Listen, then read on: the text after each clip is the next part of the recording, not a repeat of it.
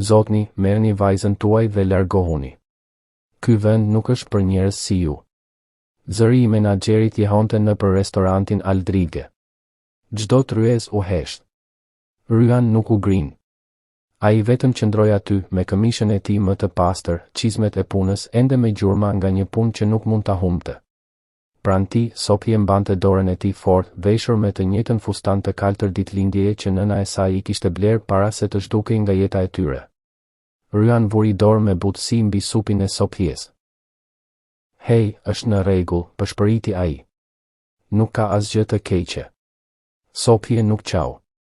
Ajo vetëm vështroi përreth dhomës së heshtur, derisa një grua në tryezën e qoshës shtyu mbrapsht karrigen e saj dhe u ngrit.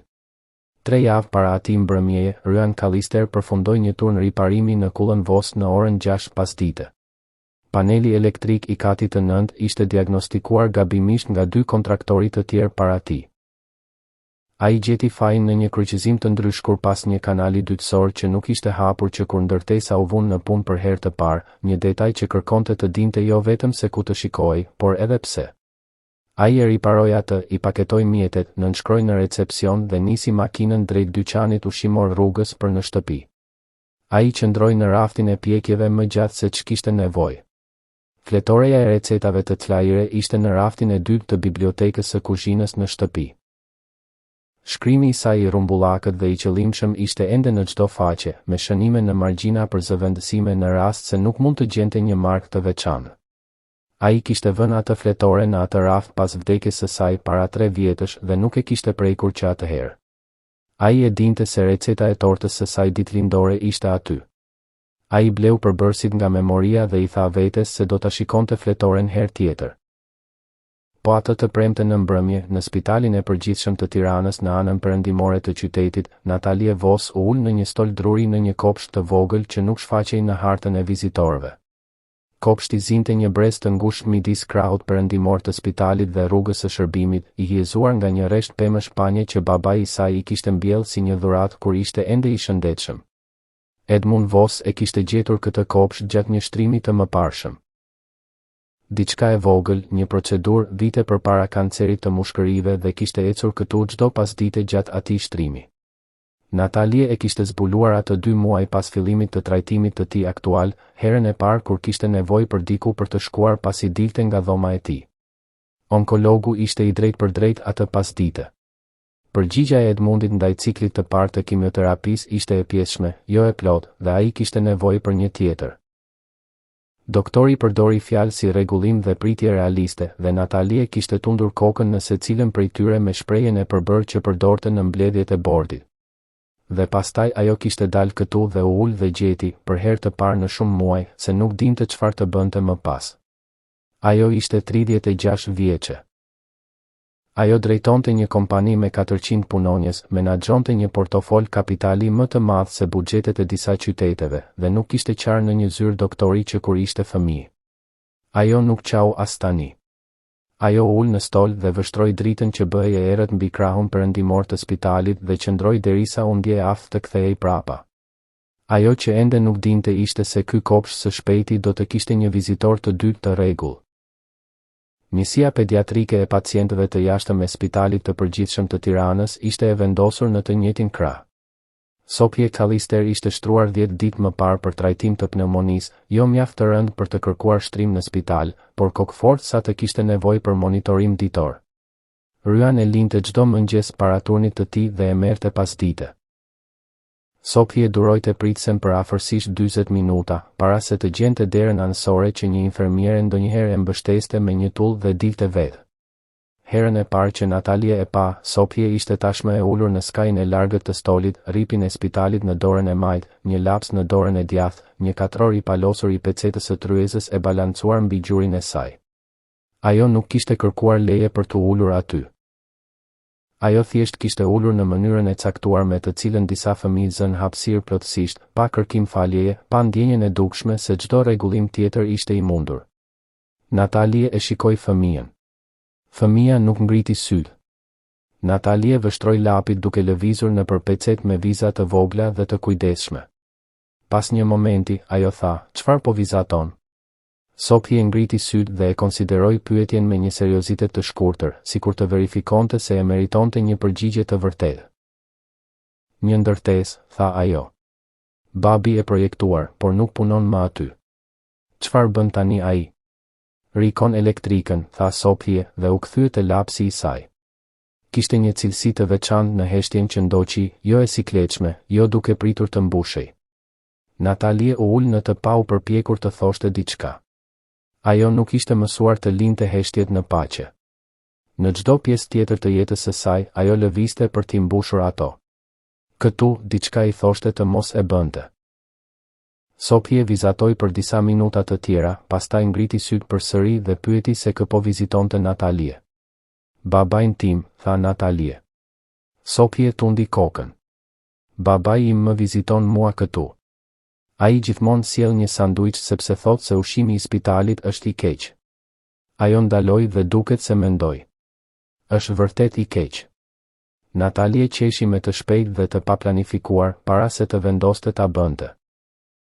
Ishte hera e parë që ajo qeshte në disa ditë dhe e befasoi veten, dhe ajo e la befasin të kalonte pa koment. Atë mbrëmje, ajo u kthye në dhomën e Edmundit.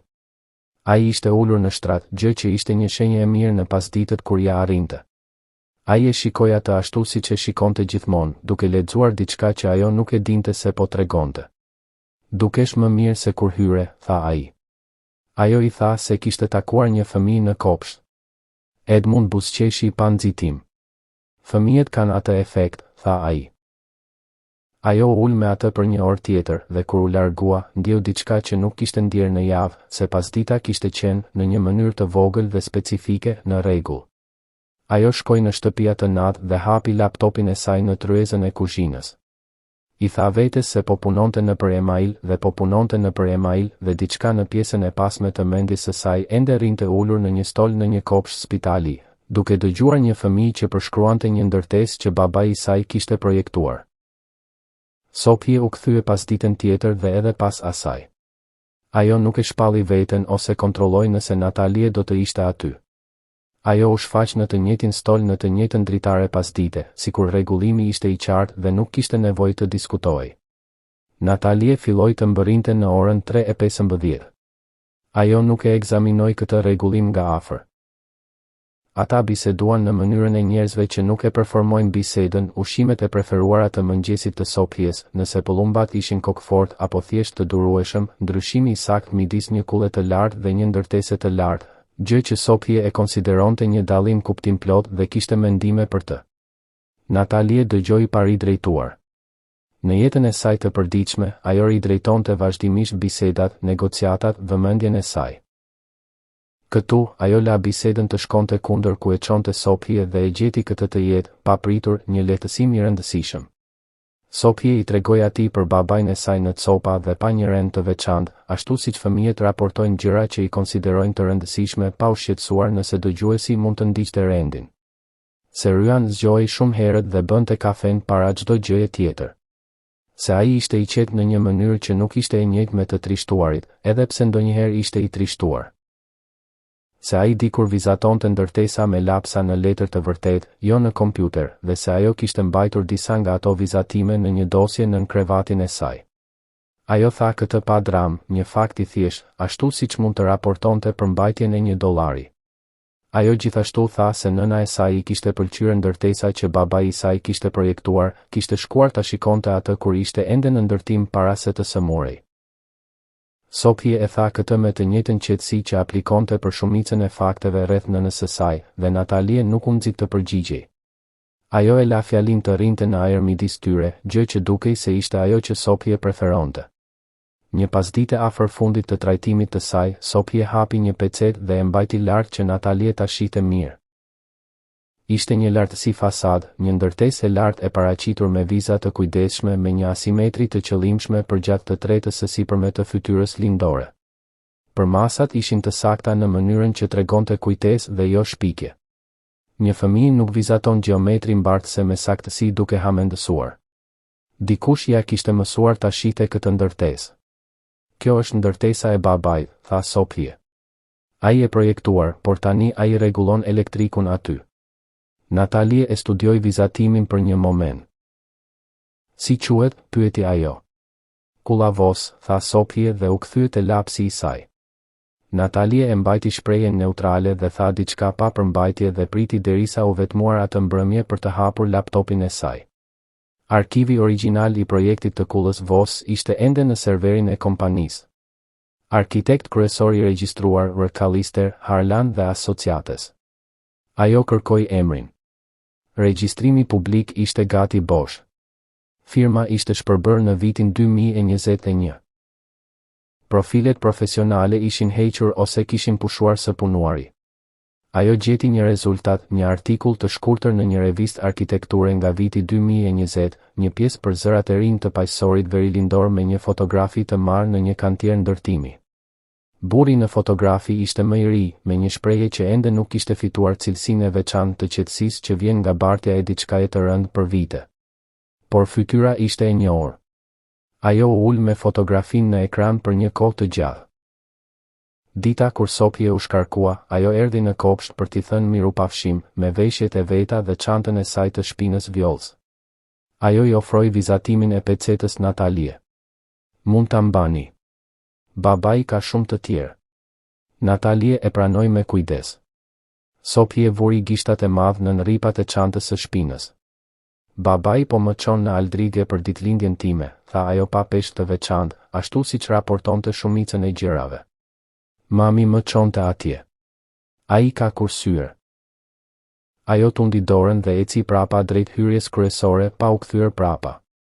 Natalie u ul në stol për disa minuta pasi ajo ikti, pecetën e palosur në dorë, e vetëdijshme se po mbante më shumë se një vizatim. Rezervimi ishte për orën 7 në mbrëmje. Ryan e kishte Sofien gati në orën 6:45 sepse ajo donte të dilte herët dhe ai nuk debatoi me këtë. Ai parkoi 2 bloqe larg dhe ata ecën së bashku përgjatë trotuarit të ndriçuar, Sofie duke mbajtur hapin pranë tij ashtu siç kishte bërë gjithmonë, duke mos u nxituar përpara, duke mos mbetur prapa, thjesht duke ecur pranë tij me qetësinë e qetë të një fëmie që kishte vendosur se shpejtësia e babait të saj ishte e duhura. Ata qëndruan jashtë derës së Aldrige për një moment para se të hynin brenda. Dritaret e përparme ishin të ngrohta. Tingulli nga brenda ishte murmurimi i ulët i një dhome ku njerëzit ishin të qetë dhe të padërguar. Ryan vështroi derën. Sofie vështroi derën. Asnjëri prej tyre nuk tha atë që të dy e dinin, se hera e fundit që kjo derë u hap për Sofie, nëna e saj ishte aty për ta mbajtur atë. Ryan hapi derën dhe ata hyn brenda. Marko ishte menaxheri në turnin e mbrëmjes së premtes dhe kishte qenë për 4 vjet. Gjatë asaj kohe, ai kishte zhvilluar një stenografi vizuale të besueshme për dhomën, kush festonte, kush negocionte, kush kishte bërë një rezervim që nuk mund ta përballonte plotësisht, kush i përkiste dhe kush kishte hyrë nga diku tjetër. Ai vështroi këmishën e Ryanit të pranueshme dhe pastaj sytë e tij lëvizën drejt çizmeve dhe qëndruan aty. Ai kishte shprehjen e një njeriu që tashmë kishte arritur në një përfundim para se të fillonte të fliste. Ai e tha atë me zërin e një personi të sigurt në autoritetin e tij. Zotni, ne kemi një kod veshjesh këtu. Do të më duhet t'ju kërkoj të merrni vajzën tuaj dhe të largoheni. Sofie e shikoi Marcon. Ajo kishte qetësinë e veçantë të një fëmie që tashmë kishte mbijetuar diçka më të vështirë se një restoran. Ajo i vështroi tavolinat e njerëzve që kishin kthyer për ta parë atë. Ajo e shikoi babain e saj. Dora e Ryanit u vendos mbi supin e saj. Në rregull, tha ai. Një rroke. Ai tashmë kishte filluar të kthehej drejt derës. Nuk kishte argument, as zë të ngritur, as përpjekje për të shpjeguar. Mungesa e ndonjë prej këtyre ishte gjëja që e bënte të vështirë të dëshmohej pamja e një njeriu që prej kohësh kishte pranuar se të debatosh ishte një formë energjie më e mirë për të shpenzuar diku tjetër, duke e drejtuar vajzën e tij prapa drejt derës pa e bërë atë të ndjej peshën e saj. Natalie ishte në tryezën e saj të qoshes kur ndodhi. Ajo vinte në Aldrige të premten në mbrëmje pasi vizitonte Edmundin, porositje salmonin, hapte laptopin, punonte deri në orën 8 kur restoranti mbushej përtej pikës së përqendrimit. Ajo dëgjoi zërin e menaxherit dhe ngriti sy. Ajo e njohu Sopjen para se ta njihte situatën, qëndrimin, qetësinë e kujdesshme, tensionin e lehtë në nofullën e fëmijës që ishte përpjekja e dukshme për të mos qarë në publik. Natalie vendosi telefonin e saj me ekran poshtë në tryez dhe u ngrit dhe kaloi përmes dhomës së ngrënies. Ajo shkoi tek Sopje së pari. Ajo u ul në gjunjë në nivelin e fytyrës së fëmijës. Hej, tha ajo. Gëzuar ditëlindjen. Sopje e shikoi atë. Njoja lëvizi në për fytyrën e saj dhe pastaj ajo buzëqeshi papritur dhe plotësisht. Lloji i buzëqeshjes që fëmijët prodhojnë kur diçka e vërtet i befason përtej mbrojtjeve të tyre. Ryan e shikoi gruan që ishte ulur në gjunjë në dysheme para vajzës së tij në mes të një restoranti të heshtur. Ai nuk e dinte kush ishte ajo. Ai vetëm e dinte se ajo kishte parë së pari Sopjen, jo atë, jo dhomën, Sopjen. Natalie u ngrit dhe u kthye te Marko. Ajo është mysafire ime, tha ajo. Të dy janë. Zëri i saj ishte zëri që përdorte në dhoma ku njerëzit duhej të kuptonin se diçka nuk ishte e negociueshme. Marko e shikoi fytyrën e saj dhe pastaj njoja u përhap nëpër stafin afër stacionit të pritjes, Natalie Vos. Klienteja e rregull. Ajo që gjithmonë merrte qoshen dhe dhoma kuptoi se ishte bërë një gabim që nuk mund të korrigjohej, vetëm të absorbohej. Ryan ende nuk dinte asgjë nga kjo. Ai qëndroi me dorën në shpinën e Sopjes dhe vështroi një të huaj që mbante hapur një derë që kishte qenë e mbyllur, dhe ai eci me vajzën e tij përmes saj. Tryeza ku Natalie i çoi ishte e saja, 4 vende, qoshe, larg nga qendra e dhomës, me llojin e privatësisë natyrore që vjen nga një pozicion i mirë dhe jo një pengesë. Sopje hapi menun me seriozitet të përqendruar. Biseda filloi me të, ashtu si bisedat që përfshinin Sopjen përgjithsisht. Ajo i shpjegoi Ryan për kopshtin në spitalin e përgjithshëm të Tiranës, stolin, pemët e panjës, gruan që kishte qenë atje çdo pasdite në të njëjtën kohë. Ryan dëgjoi. Natalie dëgjoi Sopjen duke e përshkruar atë dhe nuk plotësoi atë që Sopje linte jashtë. Ata biseduan për spitalin, për ditëlindjen, për vizatimet e pecetës së Sopjes. As i rrituri nuk e prezantoi temën se kush ishin ata për njëri tjetrin ose çfarë bënin. Mungesa e asaj bisede u duk të dyve e saktë. Ata porositën. Ushqimi erdhi. Natalie nuk shpjegoi titullin e saj dhe Ryan nuk e kërkoi atë. Kur erdhi faturimi, Ryan u shtri për ta dhe Natalie tashmë e kishte shlyer atë. Ryan e shikoi atë. Nuk kishe nevojë. Natalie tha, e di. Ai e pranoi këtë me një tundje të vetë me kokë, tundja e kokës së një njeriu që nuk performon mirënjohje, por as nuk e mban atë. I cili e njeh ndryshimin midis një gjeste që kërkon një përgjigje dhe një që thjesht është ajo që është. Në makinë rrugës për në shtëpi, Sopje ra në gjumë para se të kalonin kryqëzimin e parë, me një faqe kundër dritares, duart e lira në gji. Ryan ngas në heshtje. Në një dritë të kuqe ai shtriu dorën për të rregulluar xhaketën e Sopjes dhe ndjeu diçka duke rënë nga xhepi i saj mbi sedilje pranë saj. Ai e mori atë. Një kartë biznesi, kartë e pastër e bardhë, tekst i thjesht i zi, Natalie Vos, drejtore ekzekutive, zhvillimi Vos dhe Harlan. Ai e shikoi atë për gjatësinë e një drite të kuqe. Pastaj drita ndryshoi dhe ai përshkoi pjesën tjetër të rrugës për në shtëpi me kartën në sediljen e pasagjerit dhe e vuri në xhepin e zinkuar të xhaketës së tij kur çoi Sopjen lart dhe e la aty. Të nesërmen në zyrat e Vos dhe Harlan në katin e 14, një ndihmëse e re përmendi kalimthi gjatë një bisede për diçka krejt tjetër, se Miss Vos ishte parë mbrëmjen e mëparshme në Aldrige me një burr dhe një fëmijë të vogël. Derek Paulson e regjistroi këtë ashtu siç regjistronte gjithçka, si të dhëna me vlerë të papërcaktuar në pritje të kontekstit. Ai pyeti ndihmësin për emrin e restorantit. Ai telefonoi Marton. Përshkrimi u kthye. Çizme pune, këmish blu, emri në rezervim ishte Callister. Derek e kërkoi emrin përmes sistemit të menaxhimit të kontraktorëve. Ryan Callister. Elektricist. Nën kontratë përmes mirëmbajtjes Meridian, caktuar aktualisht në kullën Vos. Derek nuk dinte në këtë fazë se Ryan kishte projektuar fillimisht ndërtesën që tani ai mirëmbante.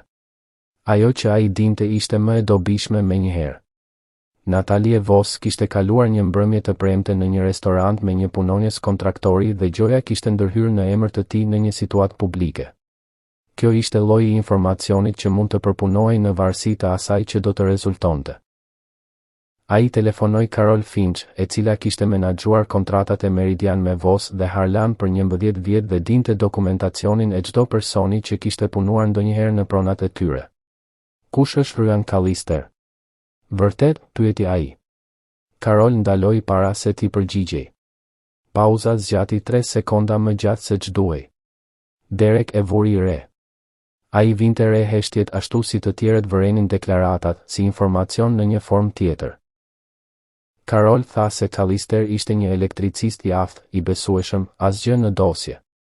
Derek I falenderoi dhe e mbylli telefonatën. Carol u ul në tavolinën e saj më pas dhe vështroi formularin e rinovimit për kontratën e Callister që ishte gati ta përpunonte para se telefonohej, dhe ajo nuk e përpunoi atë. Kjo ishte hera e parë në 9 vjet që ajo nuk kishte përfunduar një detyrë që Derek I kishte dhënë.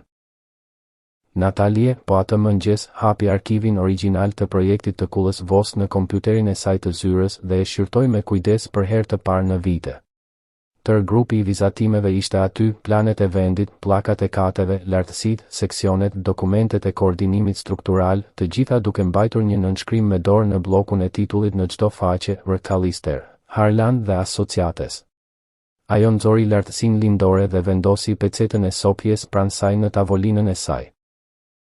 Përmasat ishin të njëjta. Asimetria përgjatë të tretës së sipërme, një zhvendosje diagonale që ajo kishte supozuar gjithmonë se ishte një zgjedhje thjesht estetike, lloji I gjestit që bënin arkitektët për të thyer simetrinë në fytyra më pak të spikatura, ishte paraqitur në mënyrë identike në pecet në dorën e një fëmije 8 vjeç që ishte mësuar ta shite atë nga tetryeza e drekës. Natalie gjurmoi rrugën e ngarkesës përmes dokumenteve strukturore derisa kuptoi pse asimetria ishte aty ku ishte dhe çfarë po bënte atje. Estetika nuk ishte primare. Vizatimi në pecet e kishte ditur këtë. Pastaj ajo mori ashensorin në katin e 14. Ryan po zëvendësonte një panel ndarës në fund të korridorit lindor. Dera e dhomës elektrike ishte e hapur. Ai kishte shpinën atij, të dyja duart brenda panelit. Ai u kthye kur ajo tha emrin e tij, jo emrin e tij të parë, thjesht Callister, mënyra se si I drejtoni dikujt kur keni qenë duke menduar për ta në termat e një dosjeje, dhe e shikoi atë pa befasim. Fasada lindore, tha ajo. Asimetria në të tretën e sipërme, a ishte strukturore apo estetike? Ai heshti për një moment duke e shikuar atë me një shprehje që nuk ishte as e mbrojtur as e hapur, diçka më të qëllimshme se secila prej tyre. Të dyja, tha ai. Rruga e ngarkesës shkon diagonale nën atë panel. Estetika ishte dytësore. Ajo tundi kokën ngadalë. Ju e projektuat këtë ndërtesë. Nuk ishte pyetje. Ai e përgjigj gjithsesi. Ajo ishte një kohë tjetër. Ai u kthye prapa te paneli.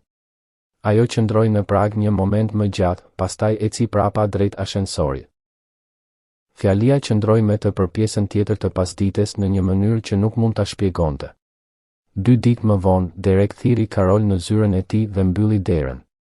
Ai I dha udhëzime që të përfundonte kontratën e Ryan Callister me Meridian deri në fund të muajit. Për dokumentacionin, arsyeja ishte ristrukturo. Carol u kthye në tavolinën e saj, hapi formularin e përfundimit dhe e vështroi atë për një kohë të gjallë. Ajo e mbylli pa e plotësuar. Kjo ishte hera e parë në 9 vjet që ajo nuk kishte kryer një detyrë që Derek I kishte dhënë. Atë mbrëmje, Ryan u kthye në shtëpi dhe gjeti sopjen në tryezën e kuzhinës, me një grup të ri vizatimesh pecetësh të përhapura mbi të. Ai u ul dhe, pas një momenti, vuri dorën në xhepin e xhaketës dhe vendosi kartën e biznesit në tryezë midis tyre. Sopje e shikoi atë. Kjo është karta e Miss Natalie, tha ajo. E di, tha Ryan. Sopje e shikoi për një moment. Ajo është e mirë. Ai tundi kokën. Po. Ai e la kartën në tryezë kur shkoi të bënte darkë dhe nuk e fsheu atë. Natalie nuk kishte qenë duke vëzhguar numrat operativ nga dyshimi. Ajo kishte qenë duke I vëzhguar ato nga tërësia, një zakon që kishte mësuar nga Edmund, I cili shqyrtonte çdo dokument që I vijej përpara me vëmendjen e dikujt që kuptonte se mos kujdesi në detaje ishte mënyra se si gjërat të mëdha shkonin keq. Ajo kishte vënë re gjatë disa muajsh një model që nuk mund ta përshkruante me saktësi. Sekuenca miratimesh që anashkalonin kërkesën e nënshkrimit të dy fish që statutet e kompanisë mandatonin për shpenzimet mbi një prag të caktuar, artikuj të klasifikuar në kategori mjaft të gjera për ta bërë specifikimin opsional. Ajo e kishte ngritur atë një herë në mënyrë të zbeth në një mbledhje. Derek e kishte shpjeguar me rrjedhshmëri duke cituar efikasitetin operativ. Ajo e kishte pranuar shpjegimin dhe kishte kthyer në tavolinën e saj dhe kishte kaluar javën në vijim duke mos u munduar t'i shpjegonte vetes pse përgjigja nuk e kishte kënaqur atë. Ajo kontaktua një firmë të pavarur kontabël përmes emailit të saj personal. Ajo dha të dhëna operative për 3 vjet dhe kërkoi një pajtim të plotë të gjitha shpenzimeve të mirëmbajtjes dhe objekteve kundrejt kontratave aktuale në regjistër. Ajo nuk i tha askujt në kompani. Raporti u kthye pas 9 ditësh. 2 milion dolar gjatë 3 vjetëve ishin klasifikuar në një titull të quajtur kontingjencë operative. Një klasifikim që nuk kërkonte specifikim dhe në praktik nuk kishte marrë asnjë. Fondet ishin transferuar çdo 3 mujor në një kompani të quajtur Shërbimet Halcion LLC e regjistruar në Delaware. Një kërkim standard i pronësisë së përfitimit zbuloi një nga aksionerët e heshtur të Halcion. Derek Paulson. Natalie e lexoi raportin 2 herë në tavolinën e saj. Ajo e vendosi në një dosje fizike dhe dosjen në çantën e saj dhe nisi makinën për në shtëpi. Ajo nuk fleu veçanërisht mirë. Të nesërmen në mëngjes ajo dërgoi një kërkesë mbledhjeje bordi për të enjten në vijim dhe nuk dha arsye në rreshtin e subjektit. Derek, kur mori njoftimin, dërgoi kërkesën e tij të mbledhjes për të njëjtën mëngjes, agenda e urgjencës, subjekti i listuar si shqetësime udhëheqëse ekzekutive. Ai mbërriti në dhomën e konferencës herët dhe kaloi kohën para se të mbërrinin të tjerët duke lëvizur rreth tryezës. Ai kishte folur individualisht me 3 antar të bordit ditën e mëparshme dhe dinte se ku do të rrinte pesha e dhomës. Kur bordi hyri, ai hapi duke thirrur autoritetin e tij sipas statutit të qeverisjes për të ngritur shqetësime rreth sjelljes ekzekutive. Ai përshkroi në gjuhë të matur neutrale atë që ai quajti një model vëmendjeje të ndarë. Përqendrimi i Natalie tërhiqej larg një linje kritike më nga ajo që ai karakterizoi si një marrëdhënie personale me një punonjës kontraktori. Ai i referohet Aldrige. Ai i referohet vëzhgimeve të Carol për emrin e kontraktorit që shfaqet në biseda ekzekutive. Ai e prezantoi atë si një shqetësim udhëheqës, jo një sulm personal, në tonin e një njeriu që bën një detyrë të pakëndshme. 3 antar të bordit po tunin koka. 2 të tjerë ishin të palexueshëm. Pesha e dhomës po lëvizte në drejtimin që Derek e kishte përgatitur atë të lëvizte. Natalie hapi laptopin e saj dhe u lidh me ekranin e dhomës. U shfaq një rëshitje, një tabelë e vetme me shifra, 3 kolona, 3 vjet. Para se të diskutojmë jetën time personale, tha ajo, le të diskutojmë këtë. Dhoma u hesht në mënyrën se si dhomat heshtin kur forma e pritur e një situate ndryshon pa pritur. Ajo i kaloi ato pa teatr. 2 milionët, klasifikimi i kontingjencës operative, mungesa e miratimeve të kërkuara të nënshkrimit të 2 fish, transferimet Halcion LLC, emri i Derek Paulson në regjistrin e pronësisë së përfitimit. Derek tha se ishte një gabim klasifikimi. Ai e tha fjalën keqkuptim 2 herë. Ai kishte lundruar dhoma të vështira më parë dhe u mbështet tani në kompozimin që gjithmonë i shërbeonte në to. Natalie vendosi një email të shtypur në tryezë përpara kryetarit të bordit.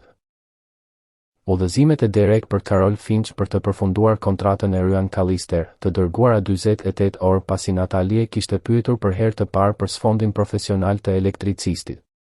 Kjo është hakmarrje ndaj dikujt, emri i të cilit doli gjatë hetimit tim në këto llogari, tha ajo.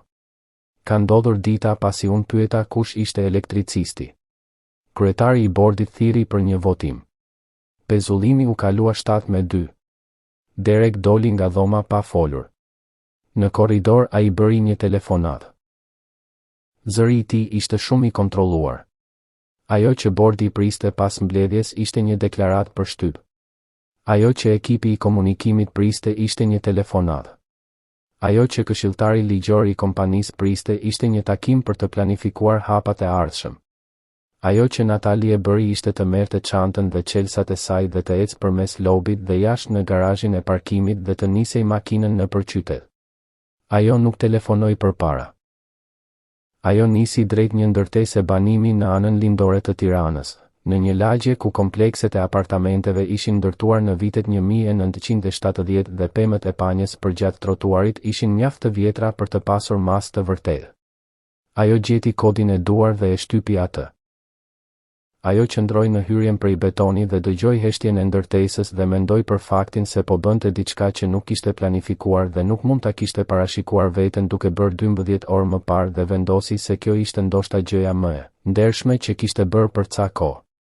Zëri i Ryan dol përmes interkomit në unazën e dytë. Po. Natalie Vos është, tha ajo. Një pauzë. Pastaj dera u zhurmësit hapur. Ai ishte në korridor kur ajo doli nga ashensori. Bluzë e hirt, flokët e palar, pamja e një njeriu që kishte qenë në shtëpi për një orë pas një turni mëngjesi. Sopje ishte e dukshme në tryezën e kuzhinës me një tas drithërash dhe një pecet dhe një laps. Ajo ngriti syt kur pa Natalien dhe fytyra e saj u hap. Miss Natalie, tha ajo dhe u kthye te drithërat. Ryan e shikoi Natalien me shprehjen e një njeriu që e kishte pritur këtë bisedë të ndodhte në një moment dhe nuk e dinte kur ai u largua nga dera dhe ajo hyri. Ajo i tha se kontrata e tij ishte e sigurt. Ajo i tha se i vinte keq për atë që kishte ndodhur në restoran. Ryan tha, ju nuk ishit ai që e tha atë. Natalie tha jo, por unë duhet të kisha thënë diçka më parë për shumë gjëra. Ajo e tha thjesht pa evazion. Ai e shikoi atë për një moment duke vendosur nëse ishte e vërtet, jo nëse ishte e sjellshme. Ai u largua nga dera dhe ajo hyri. Ajo i tregoi atij për mbledhjen e bordit. Auditimin, numrat, derek, votimin. Ryan dëgjoi pa ndërprer, pa performuar reagim, me cilësinë e vëmendjes që duket se sillte për shumicën e gjërave, të plot dhe pa performancë. Kur ajo përfundoi, ai tha, a është trajtuar? Hetimi është në vazhdim, tha ajo. Por po. Ajo vendosi një zarf në tryezën e kuzhinës. Vos dhe Harlan po ecën përpara me një kull të dytë. Bordi e miratoi konceptin muaj më parë. Ende nuk kemi arkitekt. Ajo vështroi zarfin në vend që të shikonte atë. Nuk keni pse t'i përgjigjeni tani ose fare. Ryan e shikoi zarfin pa e marrë. Pse unë? Natalie e shikoi drejt për drejt. Sepse ndërtesa e parë është ende në këmbë, tha ajo. Dhe unë dua të di nëse ajo ishte fat apo qëllim. Kuzhina ishte e qetë. Sopje kishte ndaluar të vizatonte. Ajo po shikonte tasin e saj të drithërave me vëmendjen e veçantë të një fëmije që po dëgjon gjithçka dhe kupton se përgjigja e duhur është të duket se nuk po e bën. Nuk ishte fat, tha Ryan. Diçka u vendos në dhomë, e vogël, e qetë, pa ceremonie. Sopje u ngrit, çoi tasin e saj në lavaman, eci prapa pranë Natalie dhe i rahu dorën një herë me pëllëmbën e saj të vogël dhe të ngrohtë. Duhet të qëndroni për mëngjes, tha ajo. Dhe u kthye në tryezë dhe mori lapsin e saj. Ryan dhe Natalie e shikuan njëri tjetrin në kuzhinë. Asnjëri nuk tha asgjë. Pas një momenti, Natalie nxori një karrige dhe u ul. Hetimi u përfundua në 14 ditë. Derek Paulson u pushua nga puna me shkak të mëngjesit të mërkurës. Dosja u transferua në një firmë auditimi të pavarur të angazhuar nga bordi. Nuk kishte konfrontim përfundimtar, as llogari publike, as fjalim.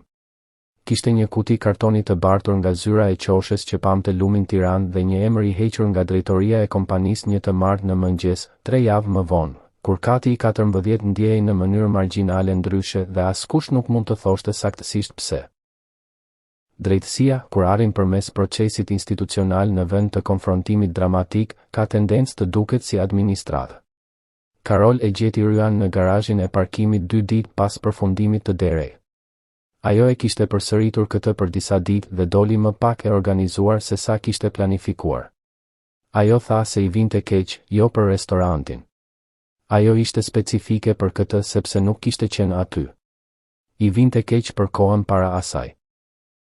Për të ditur se çfarë po bënte Derek me rinovimet e kontraktorëve dhe për të qëndruar në heshtje sepse ishte më e lehtë dhe për të marrë shumë kohë për të kuptuar se të qëndrosh në heshtje nuk ishte neutralitet. Ryan dëgjoi. Ai tha, ju po e mbrojit punën tuaj. E kuptoj këtë. Ai nuk tha se ishte në rregull, sepse nuk ishte plotësisht në rregull dhe ai nuk ishte një njeri që thoshte gjëra që nuk ishin të vërteta për ta bërë një moment më të lehtë për t'u jetuar. Ai e tha pa zemërim, pranoi atë që ajo kishte thënë dhe u kthye për të ngarkuar kamionin e tij. Ajo shkoi në makinën e saj. Ishte mjaft. Atë fundjavë, Natalie u ul pranë shtratit spitalor të babait të saj dhe bisedoi me atë në mënyrën se si nuk kishte qenë në gjendje për muaj pa redaktuar, pa menaxhuar shqetësimin e tij duke menaxhuar zbulimet e veta. Ajo I tregoi atij për auditimin, për Derek, për bordin.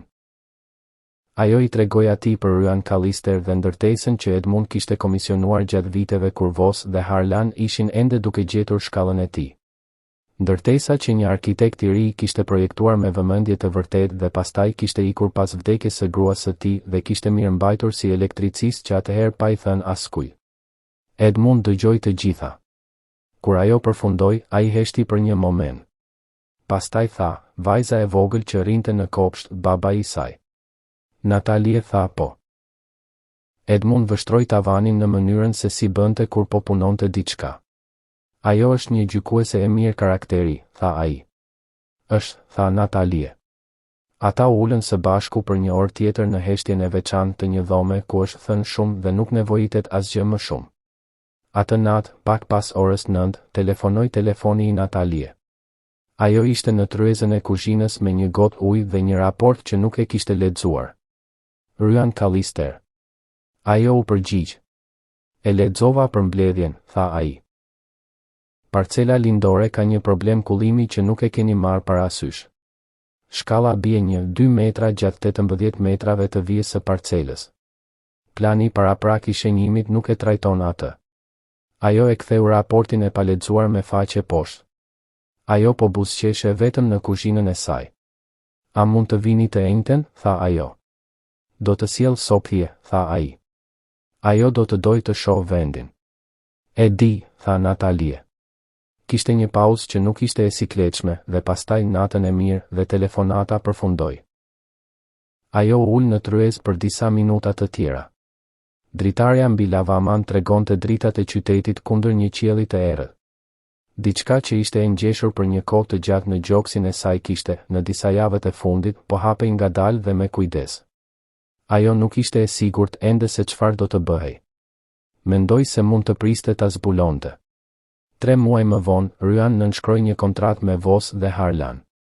Titulli ishte I tij kusht, konsulent integriteti projektimi. Ai përfundoi detyrat e mbetura të Meridian para se t'ia kalonte ato, jo sepse paratë e kërkonin, por sepse ai kishte filluar gjëra dhe I përfundoi ato. Sopje pyeti nëse aranxhimet e reja nënkuptonin lëvizjen e apartamenteve, ju tha se jo dhe u kthye në vizatimin e saj. Në një pasdite të martë në fund të tetorit me pemët e panjes jashtë spitalit të përgjithshëm të Tiranës të kthyer në Bakër dhe Qelibar, Sopje u ul në stolin prej druri në kopshtin perëndimor dhe vizatoi. Ajo nuk ishte e sëmur. Ajo ishte aty sepse Natalie kishte qenë duke vizituar Edmund dhe Ryan kishte ardhur me të dhe Sopje kishte ardhur me Ryan. Spitali mbante për të tani cilësinë e një vendi ku kishte filluar diçka që ajo nuk mund ta emërtonte, por e njohu si të rëndësishme. Natalie doli nga dera anësore dhe u ul pranë saj. Çfarë po vizaton? Pyeti ajo, të njëjtat fjalë si hera e parë, I njëjti stol, e njëjta dritë pas dite. Sopje e ngriti pecetën. 2 kulla të larta qëndronin në të 2 anët e një hapësire dhe në mes midis tyre ishte një strukturë më e vogël me një çati të sheshtë të mbuluar me shenja të vogla të kujdesshme që sugjeronin mbjellje. Kjo është e reja, tha Sopje. Babai tha se I duhet një kopsht në çati sepse ndërtesat duhet të marrin frym. Natalie e shikoi vizatimin, pastaj ngriti syt drejt dritares së katit të tretë në fytyrën perëndimore të spitalit, ku përmes xhamit mund të shihte Ryan ulur pranë shtratit të Edmund. Ata po bisedonin. Duart e Edmund lëviznin ashtu siç bënte kur bënte një pikë që konsideronte të rëndësishme. Ryan po dëgjonte ashtu siç dëgjonte gjithmonë, pa performancë, pa padurim, thjesht I pranishëm. Lart, Edmund ishte në mes të fjalisë kur Ryan shikoi jashtë dritares dhe I pa ato në stolin më poshtë. Sopje u përkul mbi vizatimin e saj, Natalie pranë saj, të dyja të palvizshme në dritën e artë pasdite. Edmund ndaloi së foluri dhe ndoqi vështrimin e tij.